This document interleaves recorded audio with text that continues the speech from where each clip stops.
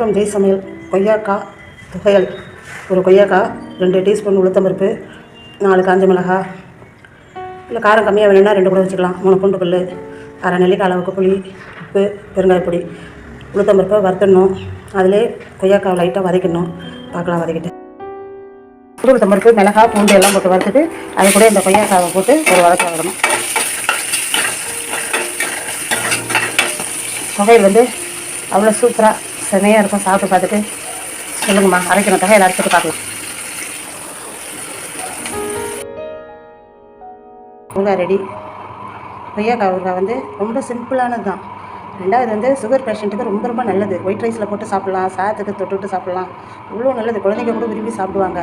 நம்ம செய்கிற முறையில் செஞ்சால் பிள்ளைங்க நல்லா விரும்பி சாப்பிடுவாங்க. அவங்களுக்கு பிடிச்ச மாதிரி செய்யணும். அதுதான் ஒரு பெரிய இது சமையல்னா, இல்லைங்களா? செஞ்சு சாப்பிட்டு பார்த்துட்டு சேனலுக்கு சப்ஸ்கிரைப் பண்ணுங்கம்மா. நன்றி, வணக்கம்.